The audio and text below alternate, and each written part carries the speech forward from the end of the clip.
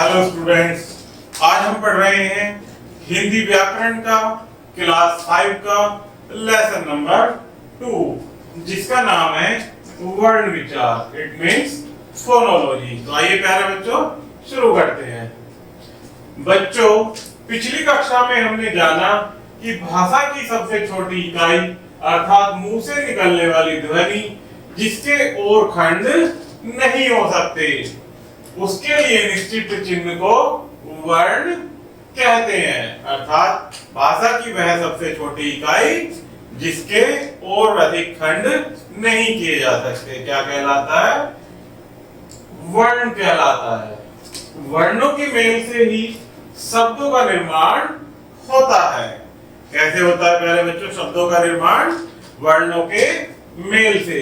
जैसे हमें कबूतर लिखना है प्यारे बच्चों, तो कैसे लिखा जाएगा? हमने पिछली क्लासों में पढ़ा है कि अगर हम कोई भी व्यंजन लिखते हैं तो वो अपने साथ स्वर जरूर रखता है। तो इसमें क्या स्वर है? ए। तो ये कैसे लिखा जाएगा प्यारे बच्चों? कै हलंत के साथ कै प्लस ए प्लस बै, हलंत के साथ बै के साथ ऊ की मात्रा है, तो प्यारे बच्चों इसे कैसे लिखेंगे? बू को बै प्लस ऊ। ये कौन सी मात्रा होती है हमारे? बड़े ऊ की। और ये कौन सी होती है? छोटे ऊ की। तो ये मात्रा हमारी जो है कैसे लिखा जाएगा? ये बड़े ऊ की, इस प्रकार से। तो ये ऊ तय, इसी प्रकार से कै की भांति तय भी ए के साथ आता है। तो ये तय हलंत के साथ प्लस ए, और ये वाला रै भी इसी कै की भांति रै प्लस ए लिखा होता है। तो इसको जब हम खंड करके लिखेंगे तो रै प्लस ए आएगा, तब जाकर ये वर्णों की सहायता से लिखा जाएगा शब्द कबूतर। इसी प्रकार से जब हम चिड़िया लिखेंगे तो यह भी इसी प्रकार वर्णों से मिलकर बनता है। वर्ण भाषा की सबसे छोटी इकाई है, इसके और टुकड़े नहीं किए जा सकते। वर्ण 3 प्रकार के होते हैं, जिसमें पहला होता है स्वर, दूसरा व्यंजन और तीसरा अयोगवाह। वर्णमाला, वर्णों के व्यवस्थित समूह को वर्णमाला कहते हैं। हिंदी की वर्णमाला में कुल 52 वर्ण हैं। इसे कहते हैं प्यारे बच्चों वर्णमाला? वर्णों के व्यवस्थित समूह को, जिसमें कितनी संख्या वर्णों की? 52। तो यहाँ तो सबसे पहले देखते हैं प्यारे बच्चों स्वर। स्वरों की संख्या हमने पिछले लेसन में कितनी पढ़ी थी? 11। तो कौन कौन से होते हैं? ए, आ, ई, ओ, ऊ, री, ए, आई, ओ, औ। ये हमारे 11 के आते हैं प्यारे बच्चों स्वर। इसके बाद अयोगवाह। स्वर हमारे कितने होते हैं बच्चों? 11। अयोगवाह कौन कौन से होते हैं? 2 अयोगवाह होते हैं हमारे, एक ए अंकी बिंदी वाला और एक ए अणे वाला। इसके बाद आते हैं व्यंजन। तो व्यंजन पढ़ेंगे प्यारे बच्चों, कुल कितने व्यंजन होते हैं? 35। तो कै, ख, ग, घ, ड, ये कै वर्ग होता है प्यारे बच्चों। ये च वर्ग, च, छ, ज, झ और य। ट, ख, ड और ढ, ये हमारे 2 ड और ढ अलग वर्ण होते हैं। ये अणे, फिर त वर्ग आता है, त, थ, द, ध और न। फिर प वर्ग, प, फ, प, भ, म। य, र, ल, व। श, श, स, ह। तो ये हमारे क्या होते हैं प्यारे बच्चों? व्यंजन। इसी के साथ हमारे कुछ संयुक्त व्यंजन होते हैं, जो कि कितने होते हैं? 4। कौन कौन से? श, त्र, य और श्रेय। ये हमारे चार क्या होते हैं? संयुक्त व्यंजन। हमने पिछली कक्षा में पढ़ा था कि इनको दो वर्णों के सहायता से मिलाकर बनाया जाता है। तो इस प्रकार से प्यारे बच्चों कितने वर्ण हमारे टोटल? 11 स्वर होते हैं, 2 अयोगवाह, 35 व्यंजन और 4 संयुक्त स्वर। इनको मिलाकर कुल 52 वर्ण हमारी वर्णमाला में होते हैं। नेक्स्ट आता है स्वर। जिन वर्णों के उच्चारण में किसी अन्य ध्वनि की सहायता नहीं लेनी पड़ती वे स्वर कहलाते हैं। हिंदी में स्वरों की कुल संख्या 11 है, जो कि अभी हमने यहाँ पढ़ा था। ये हमारे क्या है प्यारे बच्चों? स्वर। अब देखते हैं स्वरों की मात्राएं। क्या है प्यारे बच्चों? स्वरों की मात्राएं। स्वरों के चिन्ह निश्चित हैं, इन चिन्हों को मात्रा कहते हैं। जो स्वरों के चिन्ह है प्यारे बच्चों, उन्हें क्या कहते हैं? मात्रा। व्यंजनों को बोलने में और शब्द बनाने में मात्राओं का प्रयोग किया जाता है। स्वर और उनकी मात्राएं इस प्रकार हैं। यहाँ प्यारे बच्चों स्वर दिए गए हैं सारे और उनकी मात्राएं दी गई हैं। ये स्वर, ये मात्राएं। इसमें ए की कोई मात्रा नहीं होती है। इस प्रकार से आ की मात्रा ये होती है, ई की मात्रा हम शब्द के शुरुआत में लगाते हैं, छोटी ई की, और जब बड़ी ई की लगाते हैं तो शब्द के बाद में लगाते हैं। ऊ, छोटा ऊ की मात्रा ये होती है और बड़े ऊ की राइट साइड में होती है। री, ए की मात्रा, आई की मात्रा डबल होती है, ए की मात्रा एक होती है। ओ की मात्रा भी एक आ के साथ होती है और औ की मात्रा आ के साथ डबल मात्रा होती है। तो इस प्रकार से हमने स्वरों की मात्राएं सीखी प्यारे बच्चों। अब देखते हैं व्यंजन।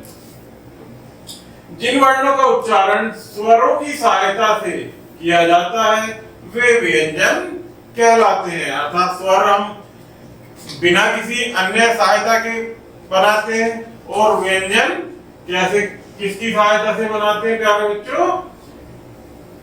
वर्णों का उच्चारण स्वरों की सहायता से किया जाता है। अर्थात जिन वर्णों का उच्चारण हम स्वरों के साथ करते हैं उन्हें क्या कहते हैं प्यारे बच्चों? व्यंजन कहते हैं। हिंदी में व्यंजनों की कुल संख्या कितनी होती है? 35, जो कि अभी हमने पढ़ा कि व्यंजनों की कितनी संख्या है? 35। इसके बाद आते हैं प्यारे बच्चों संयुक्त व्यंजन। संयुक्त व्यंजन 4 हैं, श्रेय, त्रय, ज्ञ और श्रेय। ये किस किस से मिलकर बनते हैं प्यारे बच्चों? ये संयुक्त व्यंजन किस लिए कहा जाता है? क्योंकि ये दो व्यंजनों के साथ मिलकर बनते हैं। जैसे हम ये श लिखते हैं तो क के साथ हलंत और श, तब जाकर ये हमारा संयुक्त स्वर स बनता है।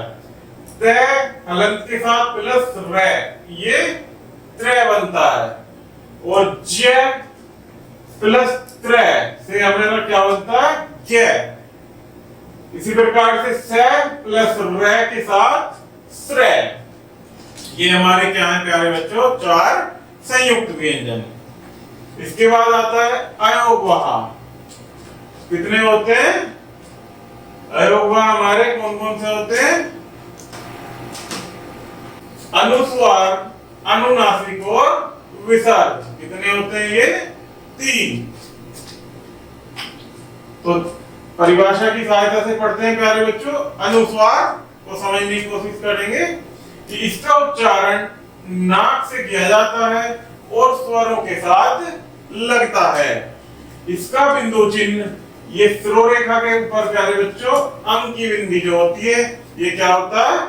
अनुस्वार। जैसे गंगा, जब हम कोई शब्द लिखते हैं, गंगा लिखना है तो ग अंक की बिंदी ग आ, ये ऊपर वाली जो होती है इसे क्या कहते हैं प्यारे बच्चों? शिरोरेखा। और इसके ऊपर जो लगने वाली बिंदु है उसे क्या कहा जाता है? अनुस्वार। तो इसी प्रकार से गंगा, पंजा, फंदा, व्यंदा आदि ये क्या है? अनुस्वार।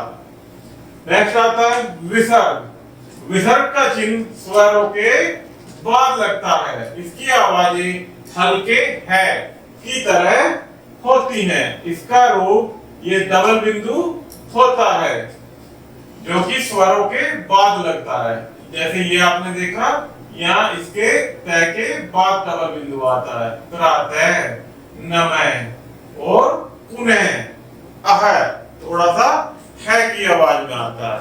तो ये हमारे क्या है, विसर्ग। इसी प्रकार से अनुनासिक, जो कि मैंने अभी बताया आपको, ये शिरोरेखा के ऊपर अनुस्वार में बिंदी आती है केवल, और अनुनासिक में शिरोरेखा के ऊपर चंद्र के साथ बिंदु आती है। ये हमारा क्या होता है प्यारे बच्चों, अनुनासिक। तो अनुस्वार के समान ही इसका प्रयोग किया जाता है। इसका चिन्ह ये मैंने अभी आपको बताया, चंद्र बिंदु कहलाता है। जैसे हमें चांद दिखना प्यारे बच्चों, तो च के शिरोरेखा के ऊपर ये चंद्र बिंदु लगा दिया जाता है। इसे कहते हैं अनुनासिक अर्थात चंद्र बिंदु। जैसे चांद, आंख, मां, पूंछ आदि, ये क्या है हमारे अनुनासिक शब्द। कुछ अन्य वर्ण और चिन्ह, जैसे कॉलेज, डॉक्टर, कॉपी और मजदूर, ये क्या है प्यारे बच्चों, कुछ अन्य वर्ण और उनके चिन्ह। हिंदी भाषा में विदेशी भाषाओं के अनेक शब्दों का प्रयोग होता है, जैसे डॉक्टर, बोल, कॉलेज, मजा, जरूर, मजदूर, सफाई, टेलीफोन, फैसला, फन आदि। ये कैसे शब्द हैं, विदेशी शब्द। ये शब्द अंग्रेजी और उर्दू फारसी के हैं। कुछ शब्द अंग्रेजी के हैं और कुछ उर्दू व फारसी के। ठीक ठीक उच्चारण करने के लिए हमें 3 आगत ध्वनियां ली हैं। कौन कौन सी हैं आगत ध्वनियां? ओ, ज। ये ज ना बोल करके प्यारे बच्चों क्या बोलती है, इसमें कैसी आवाज आती है, ज। ज। खाली जब ज बोलेंगे तो केवल ज, और जब ज बोला जाएगा तो ए की उसमें आवाज आती है, जो कि यहाँ ये एक बिंदु लगी होती है। तब इसे क्या पढ़ा जाएगा, ज। ज। और इसी प्रकार से फ। फ को फ बोलते हैं, ये फ ए की आवाज के साथ। तो ये हमारी क्या है, 3 प्यारे बच्चों आगत ध्वनियां, जिनकी सहायता से हम ये कुछ विदेशी शब्दों को पढ़ते हैं। संयुक्त अक्षर, अब आगे पढ़ते हैं संयुक्त अक्षर। 2 अलग अलग व्यंजनों के मेल से बने व्यंजन संयुक्त अक्षर कहलाते हैं। अर्थात 2 अलग अलग व्यंजनों की सहायता से जो शब्द बनते हैं उन्हें क्या कहते हैं, संयुक्त अक्षर कहते हैं। जैसे च, ये जब हलंत लग जाता है नीचे तो ये वर्ण प्यारे बच्चों आधा हो जाता है। और छ, तो ये इस प्रकार से आधा च और छ लिखा जाता है। इसकी सहायता से क्या वर्ण बना सकते हैं हम, इन वर्णों की सहायता से शब्द अच्छा और स्वच्छ। इसी प्रकार से क, य, आधा क और य, तो क्या शब्द बनेगा, क्या और क्यों। इसी प्रकार से प, य, प्य, प्यास, प्यारा, तय, य, त्य, त्योहार और त्याग, दय, य, दय, विद्या या विद्यालय। इसी प्रकार से आधा से तय, स्तय, इनसे क्या शब्द बन सकता है, सस्ता और बस्ता। ये कैसे शब्द है हमारे, संयुक्त अक्षर। नेक्स्ट आता है प्यारे बच्चों द्वित्व व्यंजन। हमने इससे पहले चैप्टर में भी पढ़ा था कि द्वित्व व्यंजन, कि 2 समान व्यंजनों से मिलकर बने व्यंजन द्वित्व व्यंजन कहलाते हैं। अर्थात 2 समान व्यंजनों से, संयुक्त अक्षर में क्या था, 2 अलग अलग व्यंजनों के मेल से, और द्वित्व व्यंजन में क्या है प्यारे बच्चों, 2 समान व्यंजनों के मेल से। अर्थात यहाँ 2 समान व्यंजन आएंगे, क एक आधा और एक क पूरा, तो ये क्या बन जाता है, कक। तो इससे क्या शब्द बना सकते हैं, पक्का, चक्का। इसी प्रकार से च, च, च, च, च, बच्चा, कच्चा। मैं मम, जैसे अम्मा और चम्मच। इसी प्रकार से त आधा और तय। कुत्ता पत्ता, कुत्ता पत्ता। ल आधा और एक ल पूरा, दो समान व्यंजनों से। ल बिल्ली और दिल्ली। नेक्स्ट ट आधा और ट पूरा, तो क्या हो गए? टट मीन्स मिट्टी और पट्टी।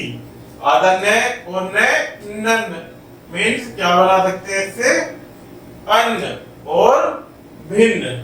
इसी प्रकार से आधा जय और पूरा जय मिलाकर क्या बन जाएगा? जज। तो इसे क्या लिख सकते हैं शब्द? लज्जा और सज्जा। इसी प्रकार से रे वर्ण का प्रयोग, क्या ये? रे वर्ण का प्रयोग। रे वर्ण का प्रयोग हम कई रूपों में कर सकते हैं। इसमें देखते हैं पहला प्रयोग कि जब रे वर्ण स्वर रहित हो तो रे आगे वाले व्यंजन के ऊपर रेफ, जिसे ये सिरोरेखा और इसके ऊपर ये वाला जो हम रे बनाते हैं प्यारे बच्चों, इसे क्या बोलते हैं? रेफ के रूप में लिखा जाता है। जैसे क्या पढ़ा हमने परिभाषा में कि जब रे वर्ण स्वर रहित हो तो रे आगे आने वाले व्यंजन के ऊपर रेफ के रूप में लग जाता है। अर्थात जब वर्ण स्वर रहित हो तो ये पे, रे और वे, अर्थात जब वर्ण में स्वर ना हो। मैंने आपको बताया था कि जब रे में या किसी भी वर्ण में नीचे हलंत लग जाता है तो वो वर्ण स्वर रहित होता है। और यही हमें परिभाषा में बताया गया है कि जब स्वर रहित हो तो रे आगे आने वाले व्यंजन के ऊपर, अर्थात आगे आने वाला व्यंजन क्या है हमारा? वे, तो इसके ऊपर रेफ इस प्रकार से लग जाता है। अर्थात ये यहाँ इस प्रकार से बनेगा पर्व। नेक्स्ट के रे मैं, तो यहाँ पर भी ये क्या हुआ? स्वर रहित रे, और मैं आगे आने वाले व्यंजन के ऊपर रेफ के रूप में कर्म इस प्रकार से लग जाता है। नेक्स्ट देखते हैं रे का प्रयोग। जब रे वर्ण स्वर सहित व्यंजन के बाद हो तो उस व्यंजन की खड़ी पाई के साथ रे पदेन के रूप में लिया जाता है। कब? जब रे वर्ण स्वर रहित व्यंजन के बाद हो, अर्थात रे वर्ण स्वर रहित व्यंजन के बाद हो तो उसे व्यंजन की खड़ी पाई के साथ रे पदेन के रूप में लिया जाता है। पदेन क्या होता है प्यारे बच्चों? जैसे हमें ग लिखना होता है तो ग में हम ये वाला रे लगाते हैं, तो इसे क्या कहते हैं? पदेन। इसे क्या कहते हैं प्यारे बच्चों? पदेन। तो उदाहरण के माध्यम से समझेंगे कि भय, रे और मैं, तो ये कैसे लिखा जाएगा? भ्रम। तो ये वाला जो रे है ये भय से निकलकर जिसे पदेन बोलते हैं, इस प्रकार से लिखा जाएगा भ्रम। ऐसे ही यहाँ के रे मैं, क्रम। पे रे अणे, तो ये रे यहाँ आ जाएगा तब इस प्रकार से प्रण। उ मैं रे उम्र, तो इस प्रकार से ये स्वर रहित व्यंजन के बाद आता है तो खड़ी पाई के साथ पदेन के रूप में लगता है। नेक्स्ट रे का प्रयोग होता है प्यारे बच्चों। अच्छा, इसमें एक लाइन आई है प्यारे बच्चों, उसे आपने समझा होगा कि इसमें बोला है एक शब्द खड़ी पाई। तो ये खड़ी पाई क्या होती है प्यारे बच्चों? जब हम कोई वर्ण लिख रहे होते हैं और उसमें ये डंडा जो होता है इसे बोलते हैं प्यारे बच्चों खड़ी पाई। आशा करता हूं कि ये आपको समझ आया होगा, खड़ी पाई।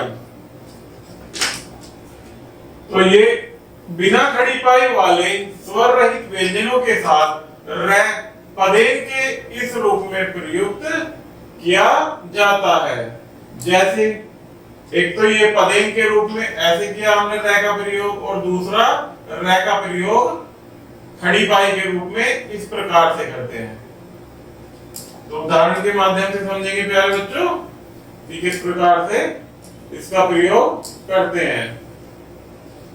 वर्ण जैसे ये ट, र और क, तो ट्रक कैसे लिखा जाएगा प्यारे बच्चों? ये पदेन के रूप में बिना खड़ी पाई वाले स्वर रहित व्यंजन के साथ। यहाँ ट में क्या है प्यारे बच्चों? खड़ी पाई नहीं है। मैंने क्या बताया था कि ये खड़ी पाई होती है जब ये शब्द होता है, परंतु ट में ये खड़ी पाई नहीं है। जब यही परिभाषा में कहा गया है कि बिना खड़ी पाई वाले स्वर रहित व्यंजन के साथ। यहाँ पर जब हलंत लगा है तो स्वर रहित भी हो गया, अर्थात इसमें स्वर भी नहीं है और खड़ी पाई भी नहीं है, तब ये वाला इसमें पदेन के रूप में र लगाकर लिखा जाएगा। तो ये क्या बना? ट्रक। इसी प्रकार से ड, र और मैं, ड्रम, ये भी हलंत होने की वजह से स्वर रहित व्यंजन हुआ और यहाँ पर खड़ी पाई भी नहीं है। तो प्यारे बच्चों कौन सा र लगेगा? ये वाला पदेन के रूप में। तो आशा करता हूं ये आपको प्यारे बच्चों समझ आया होगा। अब नीचे देखते हैं वर्ण विच्छेद। वर्ण विच्छेद किसी शब्द के वर्णों को अलग करना वर्ण विच्छेद कहलाता है। अर्थात शब्द जिन वर्णों से मिलकर बना है उनको अलग अलग खंड करके लिख देना क्या कहलाता है प्यारे बच्चों? वर्ण विच्छेद। जैसे उदाहरण के माध्यम से समझते हैं, पुत्र। पुत्र किन किन वर्णों से मिलकर बना है उनको अलग लिखेंगे। तो ये प, उ, त, र और ए, इनसे मिलकर क्या बना है? पुत्र। इसी प्रकार से मंदिर, मैं, ए, न, द, ई। ये ई जो है प्यारे बच्चों क्या है? ये वाली छोटी ई की मात्रा। र, इस र में क्या क्या छुपा है? र, आप और प्लस ए, तो ये क्या हुआ हमारा? मंदिर। तो आशा करता हूं प्यारे बच्चों ये वीडियो आपको पसंद आई होगी। यह लेसन हमारा यहीं समाप्त होता है। धन्यवाद।